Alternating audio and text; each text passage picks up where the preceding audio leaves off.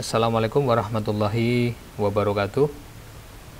Kita akan melanjutkan pelajaran kita mengenai keamanan sistem informasi. Kali ini yang akan kita ulas adalah sebuah digital signature atau dalam bahasa Indonesia adalah tanda tangan digital. Nah, apa itu tanda tangan digital? Apakah nanti akan sama dengan tanda tangan yang seperti biasanya kita tuliskan pada selembar kertas atau pada dokumen-dokumen kita yang membutuhkan bubuhan tanda tangan menggunakan ballpoint? Apakah seperti itu? Baik, kita akan mengetahui penjelasannya sehingga nanti kita bisa membedakan antara tanda tangan digital dengan tanda tangan secara fisikal. Baik, jadi tanda tangan digital atau digital signature atau saya singkat dengan DS itu adalah sebuah skema dengan cara matematis dan elektronis untuk mengidentifikasi suatu objek secara digital. Nah, objek yang dimaksud di sini adalah dokumen.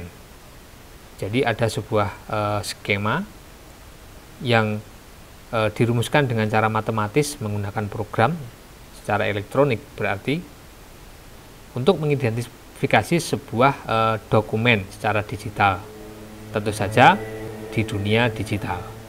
Nah, tujuan dari digital signature ini, tanda tangan digital ini, untuk mengetahui keaslian suatu dokumen ya, atau authenticity. Kemudian untuk mengetahui non-repudiation atau satu dokumen yang memang tidak bisa disangkal lagi kepemilikannya. Oh, itu memang benar-benar dia, seperti itu. Jadi inilah digital signature. Nah, bentuknya seperti apa digital signature itu?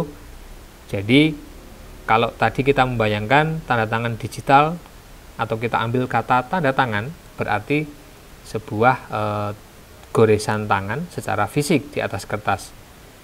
Namun untuk digital signature itu sendiri, tanda tangan digital ini bisa jadi selain informasi atas kepemilikan kita, mungkin nama kita, instansi kita, itu juga bisa dilampirkan tanda tangan secara fisik, tetapi sudah diubah dalam bentuk elektronis atau digital, karena memang dokumen yang dimaksud di sini adalah dokumen secara digital. Nah, kemudian di dalam tanda tangan digital ini ada dua komponen, yaitu private key, jadi kunci privat yang memang dimiliki oleh pemilik dari informasi atau dokumen. Kemudian ada public key, yaitu kunci publik yang bisa digunakan oleh si penerima informasi untuk apa? Untuk mengecek authenticity atau keaslian dokumen dari pemberi informasi. Jadi kalau ada sebuah informasi penting yang kontennya adalah sebuah dokumen yang dijadikan dasar sesuatu, maka harus kuat ya. Jadi artinya itu benar-benar memang dokumen yang asli, kemudian informasinya juga asli, tidak ada unsur penipuannya dan sebagainya. Nah, ini digital signature. Jadi sekali lagi, sebuah tanda tangan digital itu bisa jadi sama dengan tanda tangan secara fisik, tetapi itu hanya bagian kecil dari tanda tangan digital. Karena isi dari tanda tangan digital itu adalah beberapa informasi dari si pemilik dokumen. Nah, misalnya seperti ini, ada seseorang yang mempunyai dokumen, kemudian dia mengirimkannya, atau ada dua belah pihak atau lebih yang saling berkomunikasi. Ada satu narasumber, sebuah pemberi informasi, kemudian ada yang menerima informasi. Jadi di sini informasi yang diberikan, dokumen yang diberikan kepada orang lain itu sudah ditandatangani secara digital. Jadi ada informasi siapa pemiliknya. Biasanya ada keterangan, nanti kalau nanti di sesi ini setelah ini akan ada bentuk dari tanda tangan digital ini.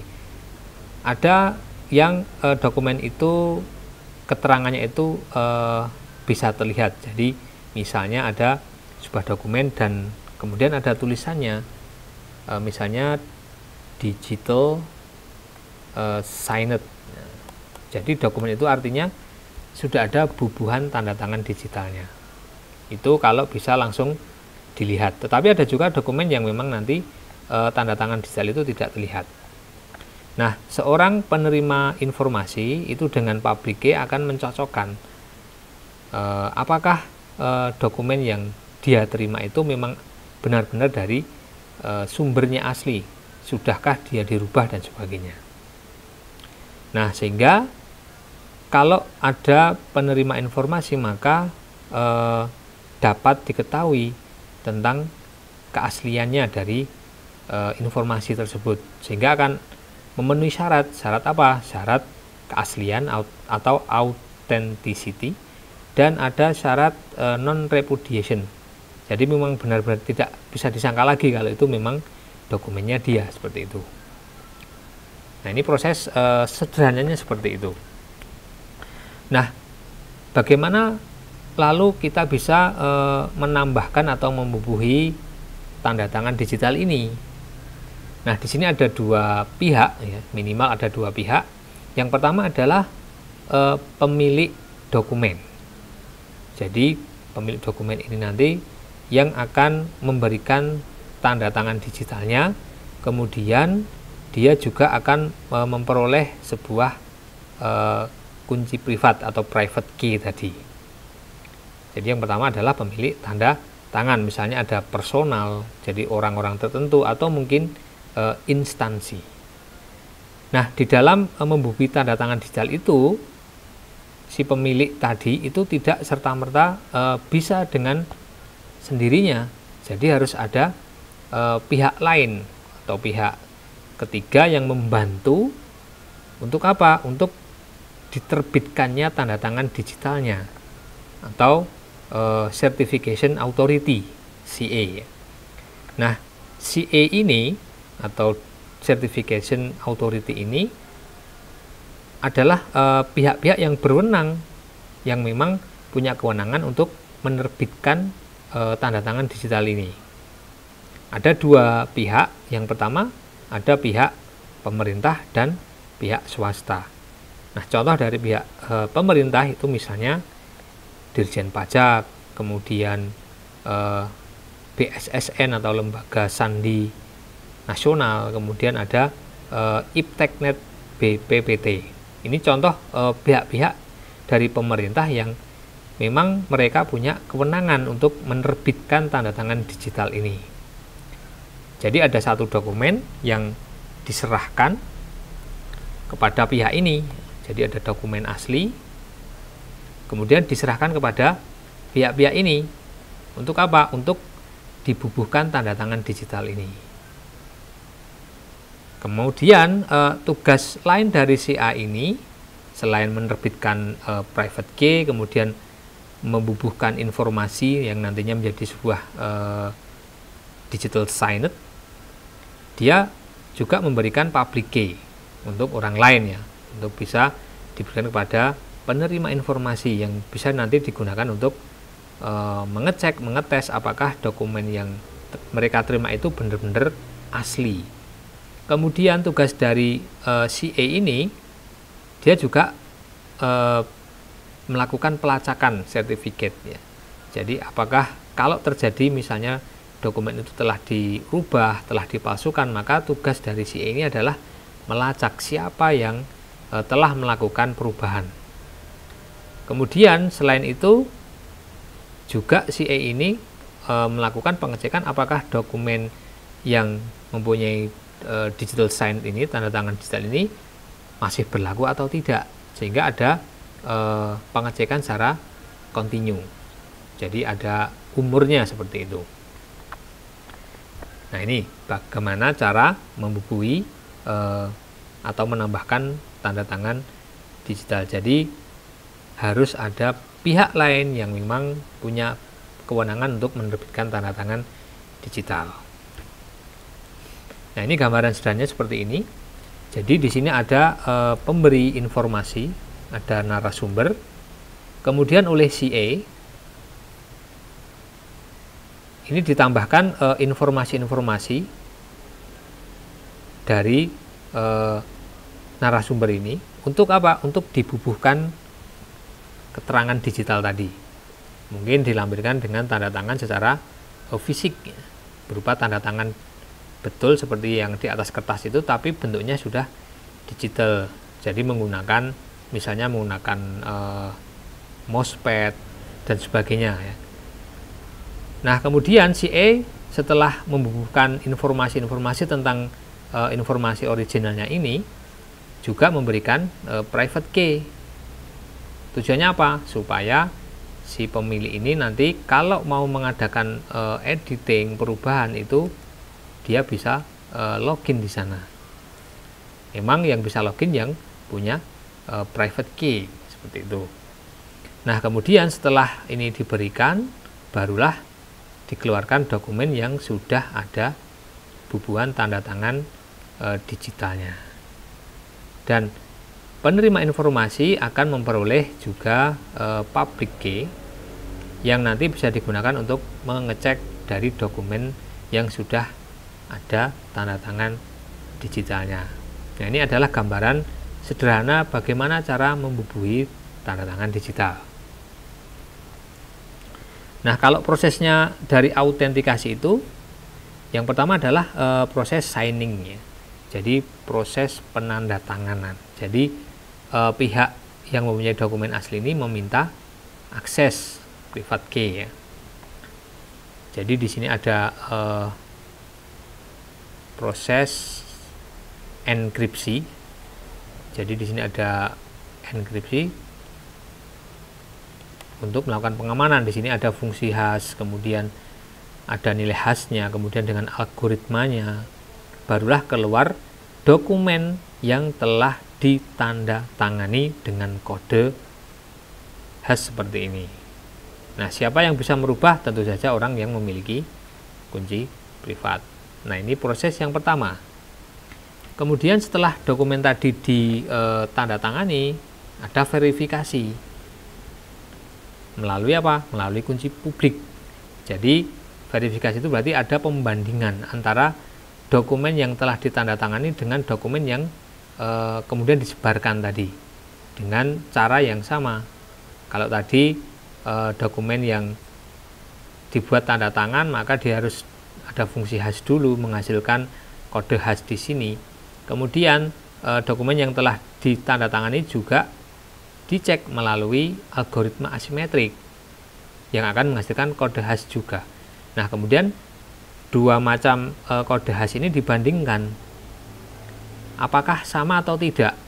Kalau sama berarti otentik, asli. Kalau tidak berarti ya tidak otentik. Nah, enggak, sehingga perbandingannya ada di kode hash di sini. Ini proses verifikasi yang pertama. Kemudian proses verifikasi yang kedua yaitu pembangkitan dan verifikasi tanda tangan digital. Nah, setelah tadi ya, jadi antara 1 dan 2 itu hampir sama. Cuma di sini ada sebuah dokumen yang telah dirubah ternyata. Jadi sehingga menghasilkan kode hash yang berbeda. Di sini terlihat berbeda kode hashnya. Sehingga apa kesimpulannya? Berarti data itu tidak otentik. Jadi yang verifikasi pertama tadi berarti contoh untuk bahwasannya dokumen itu memang benar-benar sama, belum dirubah. Yang contoh yang kedua ini adalah verifikasi juga dan ternyata ditemukan bahwasanya dokumen itu telah dirubah sehingga kodenya pun berbeda. Melalui kunci publik ini ternyata diketahui bahwasanya dokumen itu telah berubah sehingga tidak otentik. Kesimpulannya seperti itu. Nah, gambar ini diagram ini saya ambil dari Javan Co.id ya. Nah, kemudian bentuk dari dokumen yang telah mempunyai tanda tangan digital itu seperti apa? Jadi bentuk dokumen yang telah ada tanda tangan digital itu seperti apa? Jadi ada dua. Yang pertama yang memang benar-benar terlihat, visible, dan ada yang invisible. Yang visible itu misalnya kalau kita membuka dokumen, kemudian ada properties keterangannya itu, ada keterangan misalnya tadi ya di depan telah kita singgung digital signed. Kemudian di sini ada informasi. Nah, berarti ini visible. Mungkin juga ada tanda tangan secara fisik seperti ini. Ini yang visible. Atau mungkin yang invisible, yang tidak terlihat. Jadi hanya ada tanda-tanda tertentu ya. Jadi mungkin ada gambar kunci, mungkin ada gambar sertifikat dan sebagainya. Itu yang invisible. Jadi harus kita klik dulu untuk mengetahui. Nah, siapa yang bisa melihatnya? Ya orang yang punya kewenangan untuk melakukan editing, jadi yang punya. Nah, ini di bawah ini adalah gambar contoh sebuah dokumen yang saya ambil atau yang saya buat dari Office ya. Kemudian saya berikan, saya bubuhi tanda tangan digital. Nah, di sana saya memberikan informasi nama yang boleh mengakses ya. Kemudian ada keterangan yang lain yang bisa ditambahkan. Nah, sehingga setelah seperti itu, maka dokumen ini akan ada tanda seperti ini. Ini berarti menandakan, oh, dokumen yang saya berikan kepada orang lain itu memang ada tanda tangan digitalnya. Oke, ini bentuk dokumennya apakah terlihat atau tidak terlihat. Jadi electronic sign-nya itu terlihat atau tidak terlihat. Nah, kemudian apa sih pentingnya sebuah tanda tangan digital? Nah, tidak bisa kita pungkiri sekarang ini semua dokumen penting itu bisa diganti dengan dokumen soft ya. Kalau kita bilang soft copy seperti itu. Jadi ada dokumen yang memang tidak berupa hard copy ya. Tidak print out, tidak tulis tangan di kertas, melainkan paperless. Nah, di antaranya dokumen yang berbentuk soft itu bisa dari PDF, kemudian bisa dari Word, Office ya, kemudian bisa dari dokumen web. Ini jadi pentingnya sebuah tanda tangan digital. Misalnya kita punya dokumen borang ya, ada 500 lembar. Dan setiap lembar harus ada bubuhan tanda tangan per lembar. Nah, siapa yang mau tanda tangan 500 per lembar misalnya? Kan sangat banyak sekali. Nah, sehingga dokumen 500 lembar ini bisa digantikan dengan dokumen yang paperless. Sekali memberikan digital signed, memberikan tanda tangan digital, maka satu dokumen 500 lembar ini otomatis akan telah diberikan tanda tangan digital ini. Jadi satu tanda tangan untuk 500 lembar ini kalau bentuknya soft copy. Kemudian pentingnya dari tanda tangan digital yang lain selain paperless yaitu mengurangi tindak kejahatan cybercrime. Dengan syarat authenticity, dengan syarat keaslian, maka tentu saja hal ini akan mengurangi tindak kejahatan cybercrime. Paling tidak seorang yang melakukan cybercrime ini atau beberapa kelompok orang itu harus melakukan perubahan dulu terhadap dokumen-dokumen yang telah memiliki digital sign. Dan ini bukan perkara mudah karena dia harus memiliki kunci, harus memecahkan private key tadi.